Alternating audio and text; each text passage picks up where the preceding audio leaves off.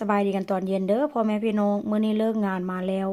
มื้อนี้ผัวไปรับผัวเข้างานตอนเช้าเนาะค่อยก็เข้างานตอนเช้าเลิกงานกะพอดีจวบกับเวลาที่แบบว่าลูกชายเลิกงานพอดีพี่น้องเอ้ยอันผัวไปรับมาจากบ่อนเฮ็ดงานแล้วก็ไปแวะรับลูกชายต่อตอนแรกก็ว่าจิบ่มาต้มกินแล้วล่ะเนาะเพราะว่าหยังกินข้าวมาแต่บ่อนเฮ็ดงานแล้วแต่ว่ามันก็คือว่าหั่นแหละเนาะกินสลัดแล้วก็กินแบบว่าขนมปังหั่นน่ะ แล้วก็กินทอดเนื้อหมูเล็กๆน้อยๆพี่น้องสำหรับเขาเจ้ามันจะอาจจะอิ่มแต่ว่าสำหรับค่อยนี่ค่อยบ่อิ่มบางคนบอกว่ากินซ้ำนั้นมันก็อิ่มแล้วมันก็อิ่มในช่วงที่ว่าเฮากินเนาะเพราะว่าหยังอันคือว่าหั่นน่ะเนาะเว้าไปแล้วก็เว้ามาอีกแล้วเพราะว่าเขาเจ้ากินขนมปังเขาเจ้าก็อยู่ท้องแต่ว่าค่อยนี่มันเป็นแบบว่าเฮาเรื่องกินข้าวหั่นน่ะมันก็เลยบ่อยู่ท้องพี่น้องเอ้ยอันไปแล่นเล่นน้ำลูกชาย บอกผัวว่าจะเบิ่งลูกไปก่อนเด้อค่อยสิกลับบ้านไปกินข้าวผัวบอกว่าไปโลดถ้าหากว่าบ่ไปกินข้าวก็มันก็สิหิวเนาะเพราะว่าก็ต้องไปเข้างาน2 ทุ่มจังซี่นะชั่วจีเลิกก็4 ทุ่มครึ่ง5 ทุ่มเนาะมันก็สิเป็นไปบ่ได้มันหิวพี่น้องเพราะฉะนั้นแล้วก็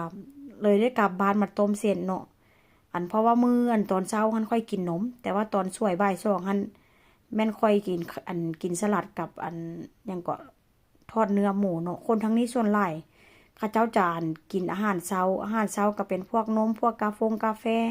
แล้วก็คุกกอกคุกกี้แล้วข้าเจ้ากะจะมีอาหารว่างนี้ก็เป็นเวลา10 โมงเนาะ10 โมงนี่กินผลหมอกผลไม้หรือว่าเที่ยงแล้วข้าเจ้าก็จะกินข้าวแบบค่อนข้างจะเลทได้เพราะคือบ้านเฮาได้เนาะ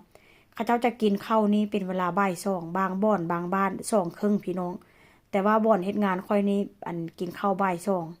แต่ว่าบ้านคอยนี้ถ้าหากว่าเป็นเสาร์อาทิตย์นี่นะเนาะกินข้าวแบบว่าห้อมหน้าห้อมตากันนี่กับบ่าย2 โมงครึ่งคือกันบ้านย่าคือกันได้บ้านย่ากินข้าวก็2 โมงครึ่งแต่ว่าครอบครัวอื่นค่อยบ่ฮู้จักแต่ถ้าคนบ้านเฮาเนาะอยากยามใดกินยามนั้นแต่ว่าทางนี้เขาเจ้าค่อนข้างจะมีระเบียบวินัยพี่น้องอาหารเช้าก็ต้องเป็นอาหารเช้าแล้วก็เวลาอีหยังก็แล้วอาหารว่างก็ต้องเป็นอาหารว่าง อาหารแลงก็ต้องเป็นอาหารแลงเขาเจ้าจะมีระเบียบวินัยในการกินได้พี่น้องเอ้ยแต่ว่าค่อยนี่เอาแน่ๆซะเนาะอยากยามใดกินยามนั้นแต่ว่าถ้าหากว่ามื้อใดผัวอยู่ก็ค่อนข้างมีระเบียบหน่อยนึงแต่ถ้าหากว่าผัวบ่อยู่ผัวไปเฮ็ดงานเฮ็ดการจังซี่เนาะเวลาค่อยอยู่ผู้เดียวนี่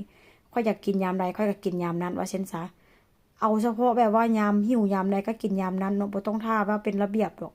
แล้วอีกอย่างเนาะเวลาค่อยมันก็บ่ค่อยตรงเวลาแบบเวลากินข้าวหั้นน่ะเนาะ ทันที่ไปท่ากินข้าวหันตรงเวลาหันไปให้เวียกอยู่บ่อนใดก็ไปบ่ได้